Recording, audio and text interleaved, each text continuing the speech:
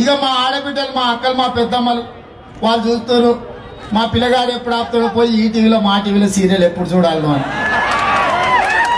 మా పెద్దమ్మల్ని చూస్తే నాకు నిజంగా బాధ అవుతుంది. బతుకమ్మ పండుగ వచ్చింది, వస్తుంటే ఇప్పుడే గాడ రేంజల్లా మా అమలక్కలు అందరూ బతుకమ్మ పండుగ మంచిగా పట్టుకొని వస్తూ మొత్తం ఎత్తుకొని వస్తారు బతుకమ్మలు బొడ్డమ్మలని. గతంలో కేసీఆర్ బిడ్డ కవితమ్మ కూడా మీ ఎంపీ గారు కూడా బతుకమ్మ ఆడింది. ఆమె బతుకమ్మ ఆడినప్పుడు ఆమెకు 10 కోట్లు ఇచ్చిండు ప్రతి సంవత్సరం. అవునా పాత్రిక మిత్రులారా, మీకు గుర్తుండాలి. కవితమ్మ బతుకమ్మ ఆడితే ప్రతి సంవత్సరం 10 కోట్లు ఇచ్చిండు. ఈ సంవత్సరం మీ ఎంపీ గారు బతుకమ్మ ఆడను అని అంటే సిల్లి గవ్వ కూడా ఇయ్యలే. అంటే నీ బిడ్డకైతే బతుకమ్మ కోసం 10 కోట్లు ఇస్తావు, మా పెద్దమ్మలు బతుకమ్మ ఆడుకుంటే బుడ్డి గవ్వ కూడా ఇవ్వవా? గింత అన్యాయం ఉంటుందా? గింత అన్యాయం ఉంటుందా? పండుగ పూట ఆడబిడ్డలను ఎవడన్నా కన్నీళ్ళు పెట్టిస్తాడా? పండుగ పూట, దసరా పండుగ పూట, బతుకమ్మ పూట, సద్దుల బతుకమ్మ నీ బిడ్డ చేస్తే 10 కోట్లు ఇస్తావు కదా చంద్రశేఖర్ రావు. మా పెద్దమ్మలు మా చిన్నమ్మలు మా అమ్మలు బతుకమ్మ ఆడుకుంటా, మా చెల్లెళ్ళు ఆడుకుంటారంటే నువ్వు 10 పైసలు కూడా ఇవ్వవా? ఇదేమన్నా నీ జాగిరా? ఇది మేము పన్ను కట్టలేదా? ఈ పైసలు మావి కాదా? ఇందులో మా చెమట మా రక్తం లేదా? మరి మా పైసలు మాకు ఇవ్వడానికి నువ్వు గింత కంజూస్ చేస్తున్నావు కదా. ఇతనే కంజూస్ కు కమీనా బోలేతో కేకమై బోల్కే మేము పూచున్నాం. ఇట్లాంటి కమీనగాళ్ళు ఈ రాష్ట్రానికి ముఖ్యమంత్రిగా ఉండొచ్చా? మరి ఉండొద్దంటే ఉండొద్దని అంటే మళ్ళీ ఆడికి పోతే వాడే గుర్తొచ్చా మీకు. ఇక వీళ్ళే కాదు, నిన్న మన ఇంకోటి లగెత్తుకున్నాడు. ఇక్కడ చాలా మంది పెద్ద ఆయన నందమూరి తారక రామారావు గారు అభిమానులు చాలా మంది ఉన్నారు నాకు తెలిసి. చంద్రబాబు నాయుడు గారి అనుచరులు సహచరులు అభిమానులు కూడా ఉన్నారు. ఇవాళ ఆయన అంటుండు ఈ తెలుగుదేశం పార్టీ ఇక్కడ ఉండొద్దని. నేను అడుగుతున్నా, అసలు నీ బతుకు ఎక్కడ మొదలైంది? నువ్వు పాస్పోర్ట్ బ్రోకర్ ఉంటే నీకు ఎమ్మెల్యే టికెట్ ఇచ్చి ఎమ్మెల్యేని చేసి మంత్రిని చేసి డిప్యూటీ స్పీకర్ను చేసి నువ్వు టీఆర్ఎస్ పార్టీ పెడితే పొత్తు పెట్టుకొని నిన్ను ఎంపీని గెలిపించింది మేం కాదా? తెలుగుదేశం సోదరులు కాదా? ఇవాళ నిన్ను భుజాల మీద మోసి నీ బతుకు ఒక గౌరవం ఇచ్చిన తెలుగుదేశం పార్టీ ఇవాళ ఉండొద్దు అంటున్నావు. ఎందుకంటున్నాయినా తెలుగుదేశం పార్టీ ఈ తెలంగాణను అభివృద్ధి చేయడానికి కాంగ్రెస్ పార్టీతో కలిసింది. అట్టెట్లా కలుస్తారంట? ఎట్లా కలుస్తారా పోయి బరాబర్ కలుస్తావు. ఒక జెండా చూడుని, చూడుని, ఇవాళ 2 జెండాలు ఉన్నాయి, కాంగ్రెస్ టీడీపీ. గట్లే కలుస్తాం, గిట్లనే కలుస్తాం. అయ్యో ఈడ ఆములకు చూడు, ఈడ ఉన్న చూడు, వేదిక మీద కూడా ఉన్నారు. వచ్చేటప్పుడు నాకు కూడా మా మాజీ తెలుగుదేశం దోస్తులు అందరూ కూడా వచ్చి కడవ కప్పిరు, దండం పెట్టిరు, మంచి కొట్లాడన్నా మేము వండుకుంటామన్నారు. మేం కలవడాన్ని తండ్రి కొడుకులు ఎందుకు ఆ గుంటూరు మిర్చి పెడితే ఎగిరినట్టు ఎగురులాడుతారు ఎందుకు అని అడుగుతున్నా. కేటీఆర్ ను చూస్తుంటే ఇక ఆయన మాటలు చూస్తుంటే అసలే కోతి కళ్ళు తాగింది, ఆ పైన దానికి తేలు గరిచింది. ఇక అది ఎన్ని దుంకుడు దుంకుతుంది. ఇక కేటీఆర్ అట్లా దుంకుతున్నాడు అలా టీడీపీ మీద కాంగ్రెస్ మీద. ఎందుకంటే వాళ్ళకి సాగు భయం పట్టుకున్నది. అప్పటి వరకు కాంగ్రెస్ ఒక్కటే అంటే అట్లో ఇట్లో మాయ చేద్దాం అనుకున్నారు. ఇప్పుడు తోడు కోదండరామైండు, టీడీపీ అయింది, సిపిఐ వచ్చేటట్టుంది, అందరు కలిసి మమ్మల్ని బొంద పెట్టేటట్టు అని చెప్పి వాళ్ళు రోజులు అయితే తండ్రి కొడుకులు మమ్మల్ని తిడుతున్నారు. నేను అడుగుతున్నా కేటీఆర్, నిన్ను ప్రజలు ముఖ్యమంత్రి చేసిరు, 50 నెలలు అధికారంలో ఉన్నావు, మొత్తం 60 నెలల కోసం నేను ఎన్నుకోను, అర్ధాంతరంగా నువ్వు ఆత్మహత్య చేసుకున్నావు. ఎందుకు చేసుకున్నావు చెప్పాలనా లేదా? పోనీ నీ సాగు నువ్వు చచ్చినావు, మాకు కూడా శని పీడ విరగడైంది అనుకుంటాం. ఈ 50 నెలల్లో నువ్వు చేస్తాన్నది ఏమన్నా చేసినావా? ఇప్పుడు వాటి గురించి అడుగుతామని చెప్పి పెడబొప్పలు పెడుతున్నారు. వెనకటి ఎవడో కేసీఆర్ మాస్టర్ అతి తెలియడంట 10వ తరగతి పరీక్షలు రాసిండు. వాడు అన్ని పరీక్షలలో ఫెయిల్ అయినా, మొత్తం కలిపితే కూడా 35 రాలి, అన్నిట్లలో కలిపితే కూడా. ఇక వాడు ఆలోచన చేసి చెట్టు కింద కూర్చొని ఇంటికి పోతే ఈ విమానం మొత్తం అవుతుంది, ట్యూషన్లు పెట్టి కాన్వెంట్ స్కూల్లో చేస్తే ఒక్కటి కూడా పాస్ కాలే. ఇక వాడు ప్లాన్ వేసిండు, ఇంటికి పోతే బాగా కనిపిస్తే అందులో దుంకిండు. దుంకుతే ఇక తల్లిదండ్రులు అందరూ వచ్చి కాపాడి ఇంటికి తీసుకుపోయినాక ఎందుకురా నాయన సస్తావు, చదువు లేకున్నా సరే 4 బర్రెలనే కాసుకొని బతుకోవచ్చని. మన ఫ్రెండ్ అడిగిండు, అరే నీకు ఇంటికాడ వ్యవసాయం బాగానే ఉంది కదరా, ఎందుకు అట్లా చేసినావని.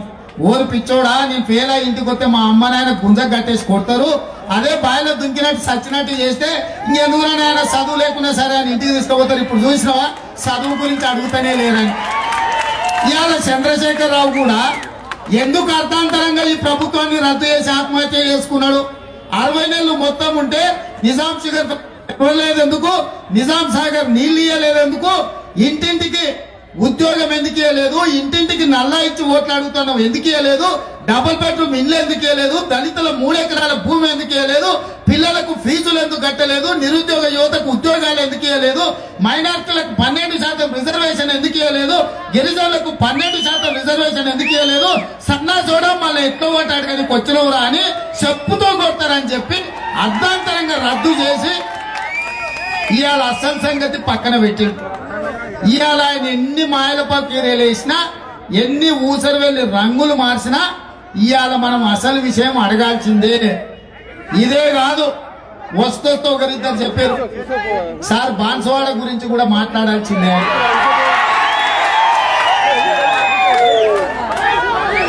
ఇక యువతలున్నాడు ఇట్లున్నాడు, ఆయన చూస్తే గట్లున్నాడు. ఇక ఆయన ఎట్లయిందా అంటే ఆయన పేరు పోచారం, అది మన గ్రహచారం. ఆయన కట్టేది ధోతి, తవ్వేది గోతి. ఆ నియోజకవర్గంలో మంజరా ఇసుక మొత్తం వాళ్ళ కొడుకులే బుక్కిండ్రు. ఎవడు ఇల్లు కట్టుకున్నా వాడు కంకర వాళ్ళ దగ్గరనే కొనాలి. ఎవడు ట్రాక్టర్లు వంచినా కూడా కప్పం ఆయనకే కట్టాలి. ఇట్లా ఇవాళ ఈ టీఆర్ఎస్ ఎమ్మెల్యేలు 9కి 9 గెలిపించారు, ఎంపీలు గెలిపించారు. ఎట్లాంటి వాళ్ళని గెలిపించారా? ఒకడు పాస్పోర్ట్ల బ్రోకర్, ఇంకోడు దుబాయ్లో ఉంటాడు జీవన్ రెడ్డి. ఇవాళ పోచారం శ్రీనివాస్ రెడ్డి గురించి నేను చెప్పాల్సిన పని లేదు. పోచారం శ్రీనివాస్ రెడ్డి అయినా, జీవన్ రెడ్డి అయినా, ప్రశాంత్ రెడ్డి అయినా, షకీల్ అయినా, లేకపోతే గోవర్ధన్ అయినా, గంప గోవర్ధన్ అయినా, లేకపోతే ఇట్లాంటి గొప్ప గొప్ప నాయకులు ఇచ్చిన జిల్లా నిజామాబాద్ జిల్లా. ఇట్లాంటి మీరు ఇవాళ పాస్పోర్ట్ బ్రోకర్లను, దుబాయ్ ఏజెంట్లను, కమిషన్ ఏజెంట్లను మీ దగ్గర నుంచి అసెంబ్లీకి పంపిస్తే ఇది మీ గౌరవానికి తక్కువ, ఇది నిజామాబాద్కు అవమానము. ఇలాంటి వాళ్లకు మళ్ళా ఓటు వేయకండి. ఒక్కసారి వేసి చూసారు, అన్నం ఉడికిందా లేదా ఒక్క మెక్కు వట్టి చూస్తే తెలుస్తుంది. ఒక్కసారి అవకాశం ఇచ్చి వీళ్ళ బుద్ధులు ఏమైనా మారుతాయేమని వీళ్ళు ఇంకా బర్తెగించి ఇవాళ నిజామాబాద్ జిల్లాను దోసుకుంటారు. మీ బోర్లు ఎండడానికి, మీ పంటలు పోవడానికి, మీ ఇసుక తరలి పోవడానికి ఈ ఎమ్మెల్యేలు కారణంగా మీరు ఆలోచన చెయ్యండి. కాబట్టి సోదరులారా, ఇవాళ నేను ఒక్కటే విజ్ఞప్తి చేయదలుచుకున్నా. ఇవాళ ధర్మానికి అధర్మానికి యుద్ధం జరుగుతుంది, నీతిమంతులకు అవినీతి పరులకు యుద్ధం జరుగుతుంది. అమరవీరుల త్యాగాలను అమలు చేసే పార్టీకి, అమరవీరుల త్యాగాల మీద గద్దెనెక్కి భోగాలు అనుభవిస్తున్న పార్టీకి పోటీ జరుగుతుంది.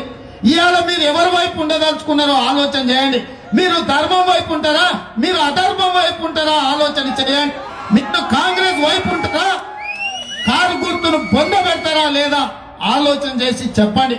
కాబట్టి సోదరులారా, ఇవాళ నిజాం షుగర్ ఫ్యాక్టరీ తెరవాలన్నా, మీకు నీళ్లు రావాలన్నా, ఈ జిల్లా గౌరవం పెరగాలన్నా, లేకపోతే ఈ ప్రాజెక్టులు పూర్తి కావాలన్నా, మైనారిటీల బతుకులు బాగుపడాలన్నా మీరందరూ కాంగ్రెస్ పార్టీకి అండగా ఉండండి. పెద్దలు సుదర్శన్ రెడ్డి గారిని అత్యధిక మెజార్టీతో, వాస్తవంగా ఇక్కడ ఒక మాట చెప్పదలుచుకున్నా. పెద్దలు సుదర్శన్ రెడ్డి గారు మొన్న మా ఇంట్లో, మాకు వారి బంధువులు కూడా అవుతారు, మీకు ఎంతమంది తెలుసు నాకు తెలియదు. మేము వారు వస్తే కూర్చున్న వాళ్ళం కూడా లేచి నిలబడతాం. ఇవాళ కాంగ్రెస్ పార్టీ నాకు ఒక అవకాశం ఇచ్చింది, పెద్దల గురించి చెప్పే సందర్భం వచ్చింది, వేదిక మీద నుంచి చెప్తున్నా. వాస్తవంగా వారి ఎన్నికలలో ఎందుకులే మనకి వదిలేద్దాం పిల్లలు ఎవరైనా చేసుకొని అని అంటే జైపాల్ రెడ్డి జానారెడ్డి గారు పిలిచి చెప్పారు, లేదు సుదర్శన్ రెడ్డి గారు మీకు పదవి అక్కర్లేదు, కానీ మీ అవసరం బోధన ప్రజలకు ఉంది. ఈ ఒక్కసారి బోధన ప్రజల కోసం, ఈ ఒక్కసారి బోధన ప్రజల కోసం మీరు ఎన్నికలలో నిలబడాలి. ఎందుకంటే అక్కడ ప్రజల్ని మీరు తప్ప ఇంకెవరు కన్నబిడ్డలాగా కాపాడుకోలేరు. ఇవాళ టీఆర్ఎస్ వాళ్ళు ఇక్కడ ప్రజల మీద, ఇక్కడ యువకుల మీద, ఇక్కడ కాంగ్రెస్ పార్టీ కార్యకర్తల మీద అక్రమ కేసులు పెట్టి పోలీస్ స్టేషన్లలో నిర్బంధించి పోలీసుల చేత రాజకీయాలు చేస్తుంటే ఈ సందర్భంగా మీరు అండగా ఉండాలి. మీకు వయసులు లెక్క చేయకుండా యువకుల కళల రంగంలో దిగాలి అని జానారెడ్డి, జైపాల్ రెడ్డి గారు పెద్దలు చెప్పడంతో వారు సరే మంచిది, ఈ రోజు ప్రజల కోసం నేను ఉంటా అని ఖచ్చితంగా వారు చెప్పడంతో వాస్తవంగా నాకు వేరే పనులు ఉన్నా కూడా పెద్దలు ఆదేశించారు కాబట్టి ఇవాళ బోధన సమావేశానికి బోధన్ సభకు వచ్చిన వారి గౌరవం కోసం వారి పదవి కోసం రాలే పేద ప్రజలకు అండగా ఉండడానికి నిజాం షుగర్ ఫ్యాక్టరీ తెరిపించడానికి పేద వాళ్లకు బలైన వర్గాలకు ఇందిరమ్మ ఇల్లు ఇప్పించడం దళితులకు అసైన్మెంట్ భూములు ఇప్పించడానికి 100 రోజుల్లో 1,00,000 ఉద్యోగాల నోటిఫికేషన్లు ఇప్పించడానికి పేద రైతులకు 2 లక్షల రూపాయల రుణమాఫీ చేయించడానికి అదే విధంగా ముసలమ్మ ముసలాయన 40-50 ఏళ్లు కలిసి అన్యోన్యంగా ఉన్న వాళ్లకు కేసీఆర్ ముసలమ్మకి ఇస్తే ముసలాయనకు పెన్షన్ లేదు, ముసలాయనకి ఇస్తే ముసలమ్మకి లేదని చేసింది. ఇవాళ నేను వేయించినా అని గుండెలు బాదుకుంటాడు. అరే సన్నోసోడా 1000కి ఏమొస్తున్నాయి, సంచిలో రూపాయలు తీసుకుపోతే కీసల కూరగాయలు తెచ్చినట్టు అయింది, ధరలు గట్ట పెరిగినాయి. కాబట్టి ఇవాళ 65 ఏళ్ళకి కాదు 58 ఏళ్ళకే పింఛన్ ఇస్తాం. ముసలమ్మకు ముసలాయనకి ఇద్దరికి ఇస్తాం. కోడల దగ్గరనో కొడుకు దగ్గరనో అల్లుడి దగ్గరనో బిడ్డ దగ్గరనో చేయి చాపి అడుక్కునే అవసరం లేదు. మా పెద్దమ్మలకు నెల ముసలమ్మకు ముసలాయనకు 2,000 ఇస్తే 4,000 రూపాయలు వస్తాయి. 6 కిలోలు ఒక్కొక్కరికి ఉచితంగా బియ్యం ఇస్తాం. ముసలమ్మకు ముసలాయనకు 12 కిలోల బియ్యం వస్తాయి. 4,000 రూపాయలు 12 కిలోల బియ్యం వస్తే కొడుకు కోడలు వచ్చి మీ కాళ్ళు వచ్చి మీకే దండం పెట్టి నెలకు 1,000-2,000 అడుక్కునే పరిస్థితి వస్తుంది. ఆత్మ గౌరవంతో బతకొచ్చు. మందుగోళీలకో మంచుకో చెడ్డకో సాయంత్రం పూట మంచి చెడ్డ కూడా ఎవరి దగ్గర చేయి దాపాల్సిన పని లేదు. ముసలమ్మను ముసలాయనను కాపాడాలన్నా, చదువుకున్న పిల్లలకు నౌకర్లు రావాలన్నా ఈసారి కాంగ్రెస్ రావాలి. ఇక ఆయన అంటున్నాడు ఎకరకు 4,000 వేసినా బ్యాంకులు అలాగే ఓట్లన్నీ నాకు వచ్చినట్టే. ఎకరకు 4,000 వేసేయండి అయిపోయినాయి.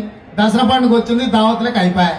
దసరా నాకు ఎట్లా అప్పేవాడు కడతాడు బ్యాంకుల పాస్ పుస్తకాలు అక్కడనే ఉన్నాయి కదా తల్లి.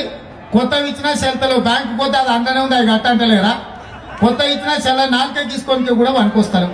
మరి బ్యాంకులో ఉన్న పాస్బుక్లు మిత్తితో సహా చెల్లించాలంటే 2 లక్షల రూపాయలు కాంగ్రెస్ పార్టీ రుణమాఫీ చేస్తాయి. వాడు ఇచ్చే ఎకరకు 4,000 కావాలా, కాంగ్రెస్ ఇచ్చే 2 లక్షల రైతు రుణమాఫీ కావాలా ఒక్కసారి ఆలోచన చేయాలి.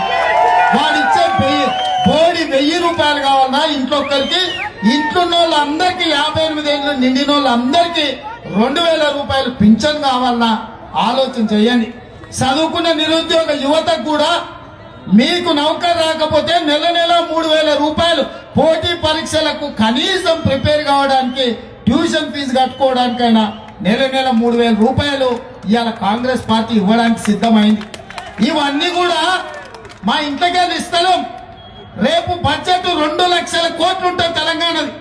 సంవత్సరానికి 2 లక్షల కోట్ల రూపాయల ఆదాయంలో ఉన్న ఈ రాష్ట్రం అవినీతికి పాల్పడకుండా కడుపు నోరు కట్టుకొని పాలిస్తే ప్రతి పేదవాడికి 1,000 రూపాయల సంక్షేమ పథకాలను అమలు చేయొచ్చు.